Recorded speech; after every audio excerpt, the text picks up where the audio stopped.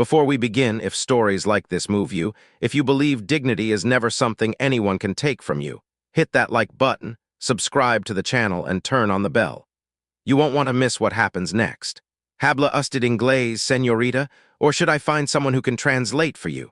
The line at Gate 14 of Dulles International Airport went quiet. A businessman lowered his phone. A mother pulled her little girl closer. The woman standing at the counter didn't move. She didn't blink. She just looked at the officer and let the silence stretch long enough to make him uncomfortable. He smirked anyway, loud enough for the travelers behind her to hear. I said, "Do you understand me? English. Do you speak English, or do I need to get a translator, sweetheart?" The woman tilted her head slightly. Her passport was still in his hand, royal blue, edges worn from travel. She wore a cream blazer, simple gold earrings, and carried herself like someone who had walked into rooms far more powerful than this one and never once needed permission to be there. 40 people watched. Nobody stood up. Nobody said a word. And not one of them knew they were about to witness something they would talk about for the rest of their lives, or that the officer behind that counter was about 10 seconds away from losing everything he had ever worked for. Let me take you back, 4 hours before that smirk, before the Spanish, before the line went silent. Her name was Dr. Amara Okonkwo, 38 years old, born in Lagos, raised between London and Boston, currently serving as a senior policy advisor for the United Nations Office on Drugs and Crime. She had just stepped off a 14-hour flight from Geneva. She was tired, hungry, and all she wanted was to clear customs and get home. Amara wasn't just any policy advisor. She held 4 degrees, a bachelor's from Oxford, a master's from Johns Hopkins, a PhD in transnational law from Columbia, and a certification in forensic linguistics from a program so selective that only 11 people in the world had ever completed it. She spoke 6 languages fluently: Mandarin, Arabic, Portuguese, French, Spanish, and Igbo, the Nigerian dialect her grandmother had taught her when she was 5 years old. But none of that was visible as she walked through the terminal at Dulles. What was visible was this: a black woman, traveling alone, wearing comfortable clothes for a long flight, pulling a carry-on with one hand and holding a coffee with the other. That was enough for some people. That was always enough. The officer working Gate 14 that morning was a man named Travis Brennan, 46 years old, 11 years with Customs and Border Protection. He had been passed over for promotion 3 times in the last 4 years. His supervisor had written him up twice for interpersonal conduct issues with travelers. His wife had left him in March. And that morning, he had walked into work carrying every single one of those wounds behind his eyes. Travis had a habit, a private little game he played when the line got long. He would pick a traveler, someone who looked foreign to him, someone who looked like they might not push back, and he would have a little fun. He'd speak to them in broken Spanish, not because he knew Spanish. He knew maybe 20 words, but because it made him feel clever. It made him feel like he was in charge. His coworker, a woman named Patricia Reyes, had reported him twice. Nothing had happened. The complaints just quietly disappeared into a file somewhere that nobody was ever going to open. At 10:47 that morning, Amara Okonkwo stepped up to his counter. She handed over her passport. She smiled politely. She said, "Good morning." And Travis Brennan looked at her, just looked, head to toe, the kind of look that measures a person and decides in under 2 seconds that she is not worth his respect. He opened her passport. He saw the African name. He saw the black woman in front of him, and something ugly clicked together in his head. He smiled, that particular smile, the one Patricia had reported him for. "Hola, señorita. ¿Cómo estás hoy?" Amara's smile didn't change. She simply said, "Good morning, officer. I was hoping to pass through customs." "No hablas español. You don't speak Spanish. You sure about that? You look like you might." The man behind her, a businessman in his 50s, lowered his phone. He didn't say anything, but he watched. Amara's hands were folded calmly on the counter. "Officer, I'm an American citizen. My passport is in your hand. I'd appreciate it if we could keep this professional." Travis laughed, loud, the kind meant to draw attention. He leaned back and called out to his coworker 2 booths over. "Hey, Mike, we got another one.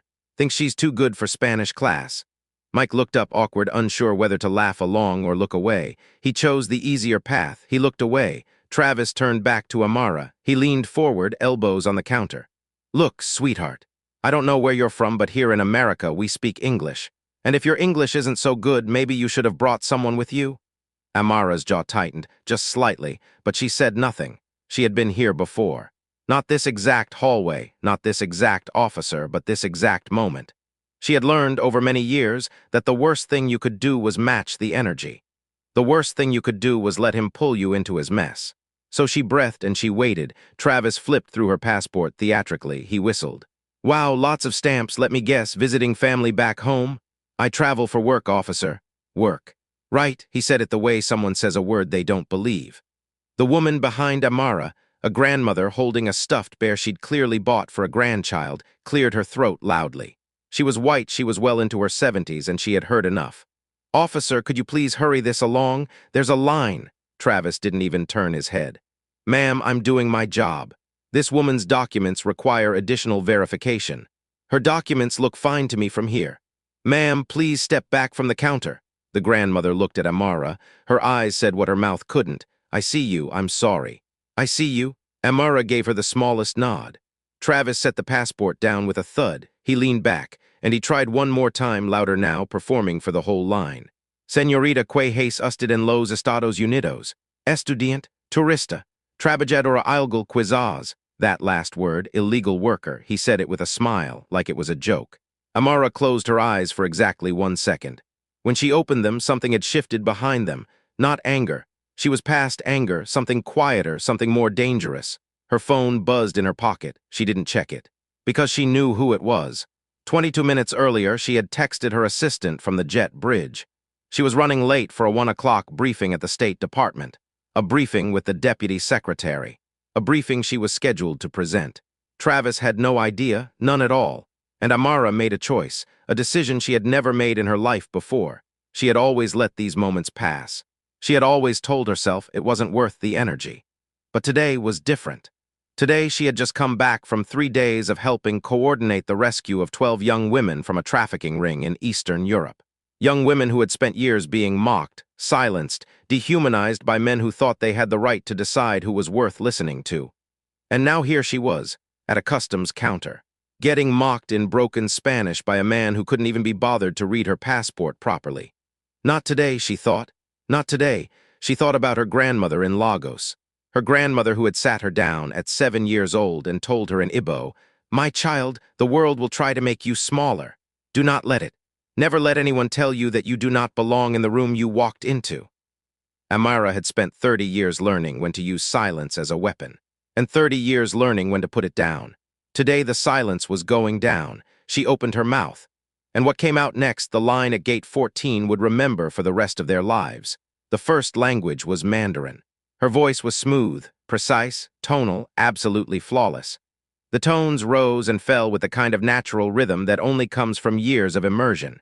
She spoke for maybe 15 seconds. And although nobody in the line understood what she was saying, everybody understood something. This was not a woman who needed help with English. Travis's smile dropped. Just a little, just enough. Then Amara switched.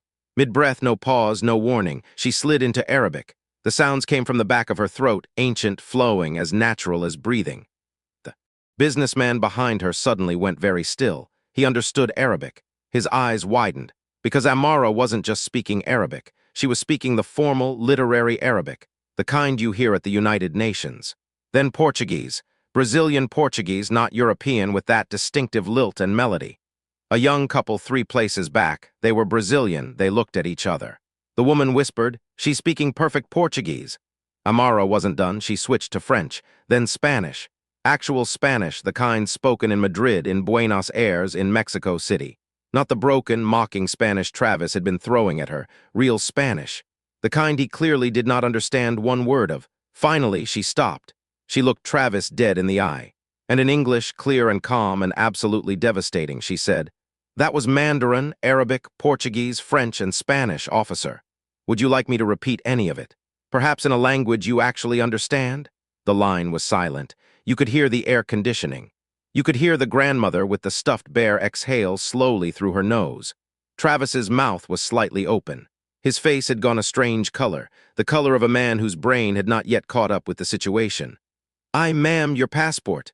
"My name," Amara said quietly, "is Dr. Amara Okonkwo. I hold a Ph.D. in transnational law. I serve as a senior policy advisor for the United Nations Office on Drugs and Crime. I was returning this morning from Geneva, where I spent the last 3 days helping coordinate the rescue of 12 trafficking victims. And I am due at the State Department at 1 o'clock this afternoon for a classified briefing with the Deputy Secretary, which I am now in danger of missing, because you decided that I looked like someone who didn't speak English." A woman in the line gasped. The businessman in the suit reached into his jacket. He pulled out his phone. He started recording. Travis saw it. He saw the camera. He saw the grandmother staring at him like he was something found on the bottom of a shoe. He tried to salvage it. "Ma'am, I was making conversation. I didn't mean anything by it. Officer Brennan," Amara's voice cut through his fumbling like a knife. "I am going to ask you 3 questions. I would like you to answer them honestly." Travis swallowed. "First, do you make a habit of speaking Spanish to travelers who appear to be foreign, whether or not they are Hispanic?" He didn't answer. "Second, are you aware that federal regulations prohibit customs officers from profiling travelers based on race, national origin, or appearance?" He didn't answer. "Third, do you have any idea who I'm going to be on the phone within approximately 12 minutes? The silence was absolute. Amara picked up her passport from the counter. She slipped it into her blazer pocket. She turned to the grandmother behind her and smiled gently. "Thank you, ma'am, for speaking up." The grandmother nodded. Her eyes were wet. Amara turned back to Travis. "I will be filing a formal complaint with the Department of Homeland Security, the Office of Professional Responsibility, and the Civil Rights Division of the Department of Justice. I will also be contacting a friend of mine, Assistant Secretary Martinez, who oversees CBP operations at this airport. I suspect you've heard his name." Travis had heard the name. His face said everything. "And just so we're clear, officer," Amara finished, her voice soft now, almost gentle, "the woman you decided to humiliate this morning. She understands more languages than you will meet people in your lifetime. Be careful who you try to make smaller. Sometimes the person you're looking at is bigger than anything you can imagine." She walked past the counter. She walked past the line of travelers who were all watching her in complete silence. She walked straight toward the supervisor's office, because she knew exactly where it was. Aftermath, the video the businessman had taken hit the internet by 2 o'clock that afternoon. By 4 o'clock, it had 3 million views. By the next morning, it had 40 million. The headline was everywhere. "Immigration officer tries to mock black woman in Spanish. She responds in 4 languages he didn't know she spoke." Travis Brennan was placed on administrative leave by 5:30 that evening. His union representative called him and told him flatly that he was on his own. The complaints Patricia Reyes had filed over the years were pulled from the file. 3 former travelers came forward with their own stories. A mother from Honduras, a software engineer from India, a professor from Nigeria. Within 6 weeks, Travis was terminated. The investigation found a pattern of conduct so clear that even his union stopped defending him. He lost his pension, he lost his health insurance, he lost the only job he had ever held. He wrote Amara a letter, 6 pages, handwritten, rambling. He asked for her forgiveness. He said he had been going through a hard time. Amara read the letter once. She didn't write back. Forgiveness wasn't something she owed him. But the letter she kept, not as a trophy, as a reminder of how power works, how quickly it shifts.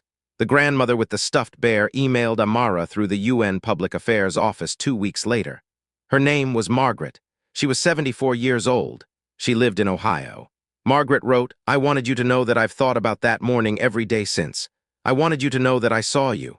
What you did, the way you handled yourself, it taught me that speaking up, even a little bit, even just once, matters." Amara wrote back. She thanked Margaret. She told her she would remember her face for the rest of her life. She meant it. Months later, Amara was invited to testify before a Senate subcommittee on civil rights in federal enforcement.